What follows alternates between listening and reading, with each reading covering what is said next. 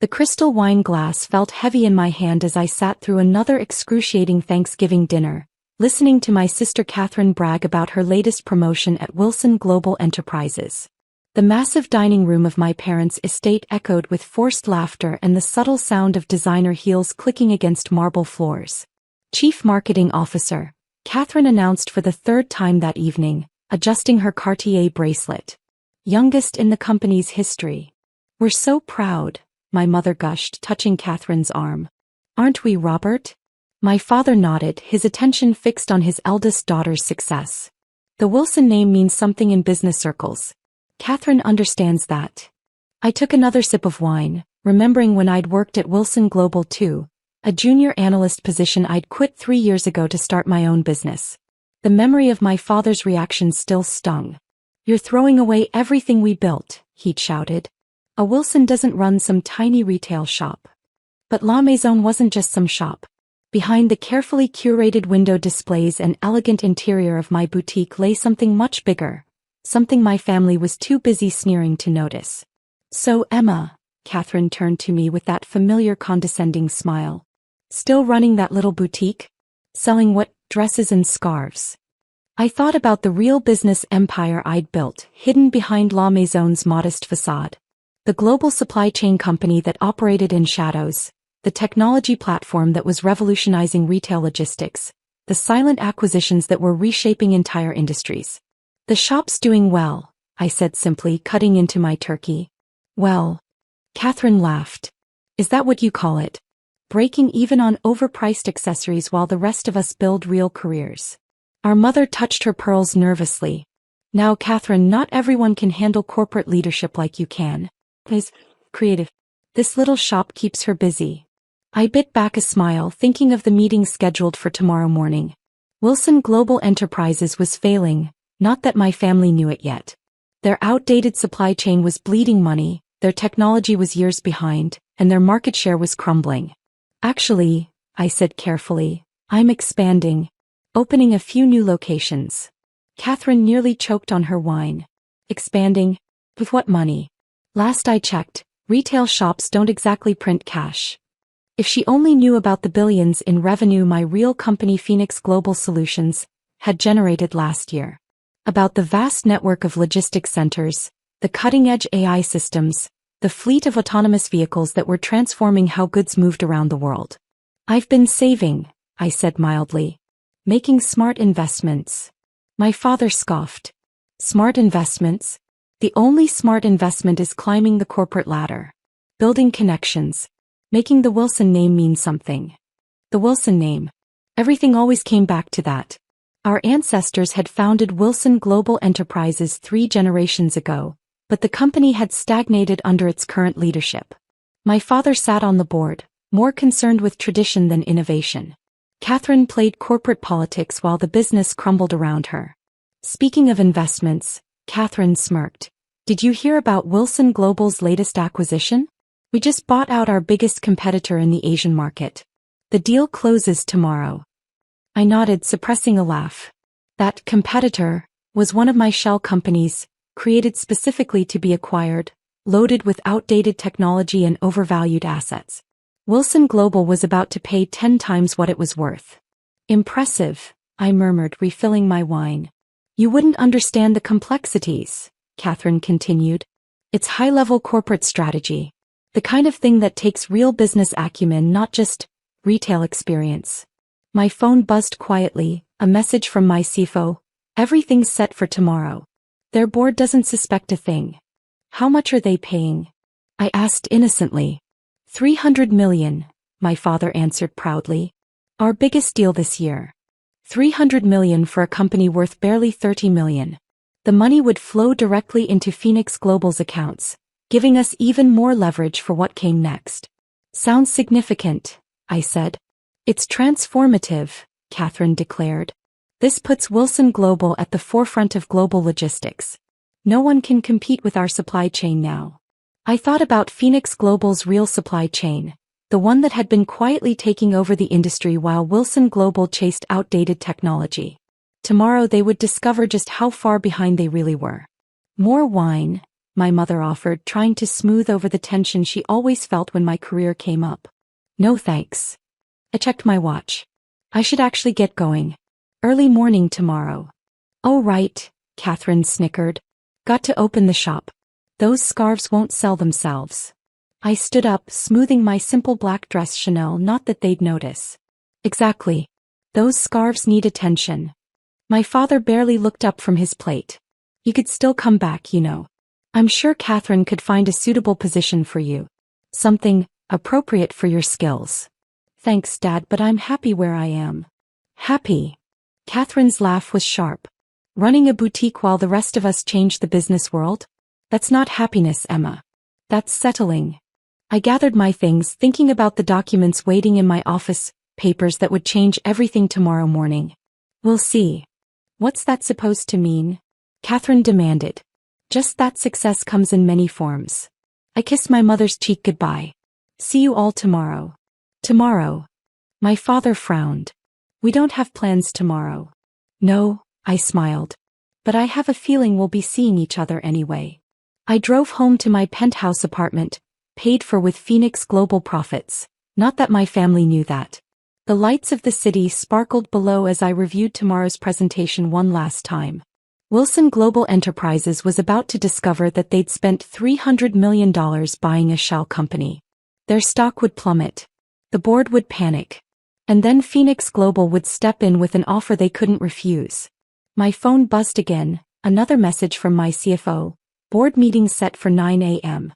Wilson Global's executive team will all be there. Including Katherine, their proud new chief marketing officer. Including my father, the board member more concerned with family name than business sense. I poured myself a glass of champagne, watching the bubbles rise in the crystal flute.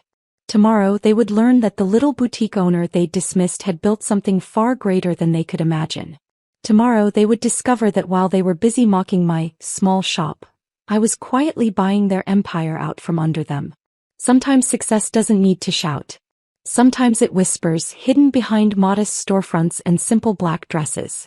Sometimes it waits patiently, building in silence, until the perfect moment to reveal its true face. I picked up the latest Wilson Global financial report, marked with Phoenix Global's confidential stamps.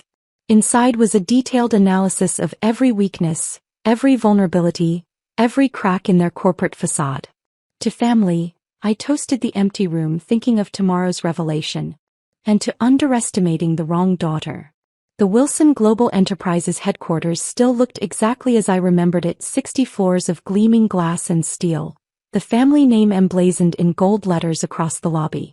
I'd worked here once in a tiny cubicle on the 19th floor.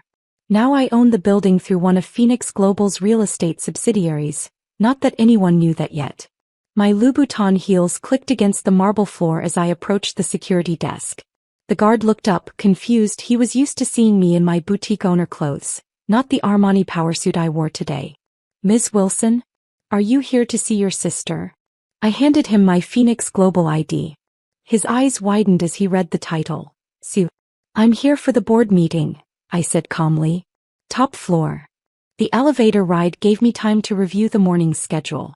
In exactly 17 minutes, Wilson Global's board would announce their triumphant acquisition of Asian logistics competitor Terra Tech, my shell company.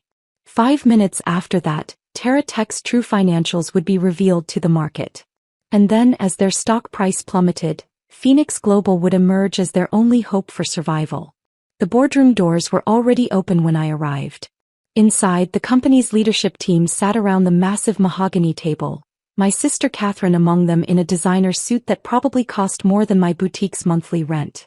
My father occupied his usual seat, looking imperious in his bespoke Italian suit. Neither of them noticed me slip quietly into the back of the room. Ladies and gentlemen, Wilson Global CEO began. Today marks a historic moment for our company. With the acquisition of Terra Tech, we've secured our position as the leading logistics provider in Asia. Katherine beamed, probably already planning how to take credit for the deal in her next social media post.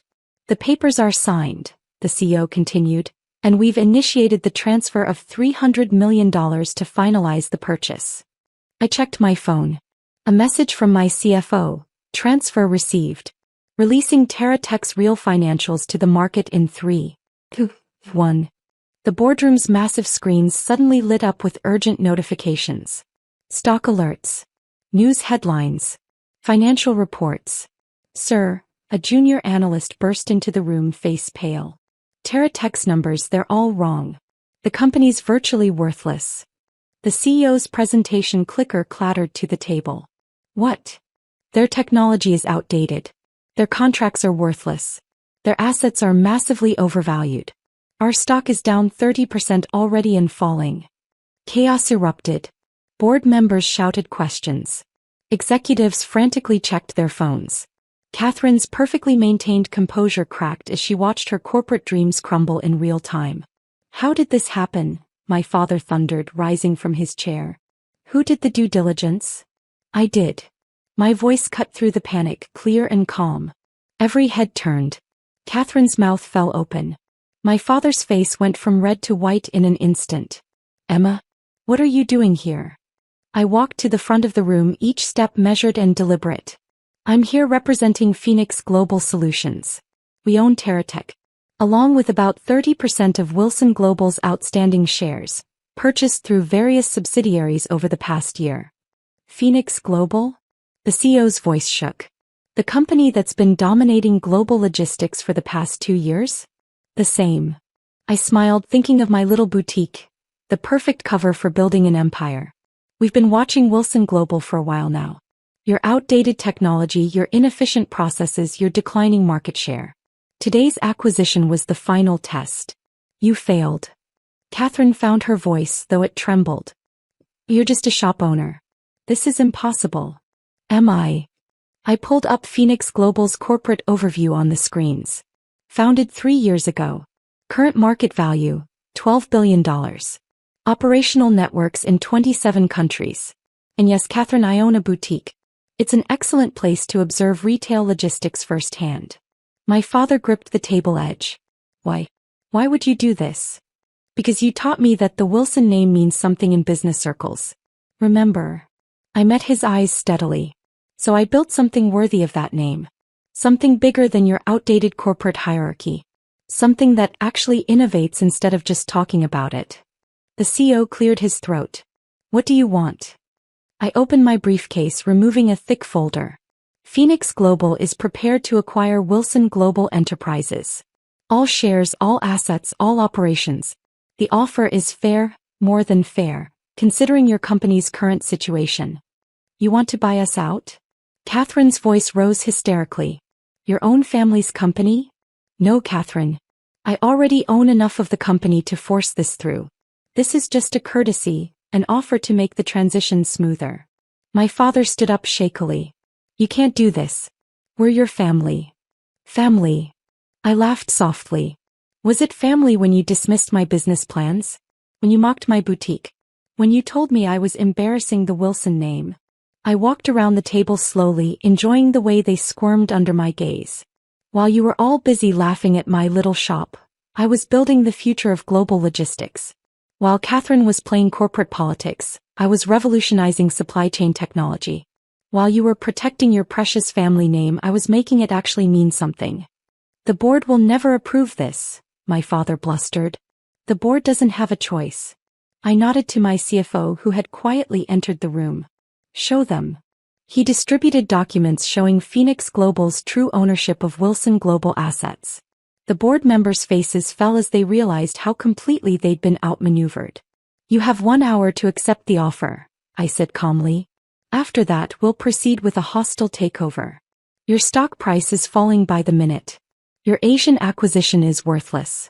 Your company is bleeding market share to our superior technology. Katherine stood up, tears threatening her perfect makeup. This is all about revenge, isn't it? Making us pay for not believing in you. I turned to her, feeling almost sorry for her limited understanding. No, Katherine. This is about business. Pure and simple. Your company is failing. Mine is thriving. This acquisition makes perfect sense, personally satisfying as it might be. And what happens to us? My father asked quietly. That depends. I sat down at the head of the table, his seat until now. Katherine can keep her position for now, though she'll need to actually earn it. You can maintain your board seat, but as a minor member without voting rights. Or you can all walk away with your shares paid out at current market value, which I should warn you is dropping by the second. The CEO looked at his phone and blanched. Down 40% now. Tick-tock, I smiled. Time to decide. The next hour passed in a blur of paperwork and legal discussions. The board voted to accept Phoenix Global's offer. They had no real choice. Katherine sat silently, her corporate ambitions dissolving around her. My father looked years older, the weight of his own poor judgment finally catching up to him. As the papers were signed, my mother burst into the boardroom. She must have heard the news. Emma, how could you do this to your family? I stood up, straightening my suit jacket. I didn't do anything to our family, Mom. I built something. Something real. Something more than just a name and a corner office. But what about your little shop? La Maison stays exactly as it is. A profitable boutique that lets me observe retail trends firsthand. The perfect cover for building something bigger. I gathered my papers. Oh, and those scarves Katherine loves to mock? They're manufactured by one of Phoenix Global's textile subsidiaries. We supply half the luxury brands in Europe. I walked to the door, then turned back one last time. The Wilson name still means something in business circles. Just not the way you expected it to. That evening I sat in my real office, the top floor of Phoenix Global's headquarters. The city sparkled below, a web of lights and movement, all connected by the logistics network I'd built. My phone buzzed with messages. Katherine, I'm sorry. I never knew. Dad, can we talk? Please. Mom, we should have believed in you. I set the phone aside, turning instead to the latest acquisition proposals on my desk. Success isn't about proving others wrong, it's about proving yourself right.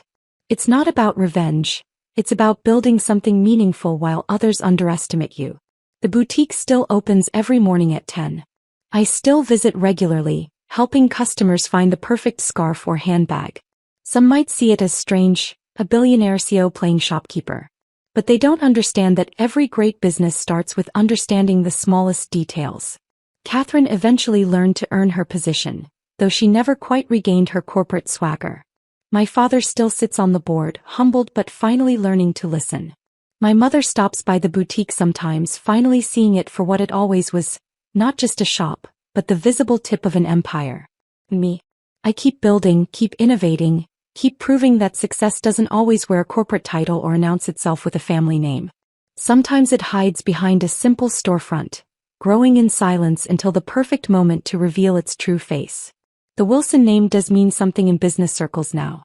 Just not what they expected. Not what they planned. Something bigger. Something better. Something built by the daughter they underestimated, one quiet victory at a time.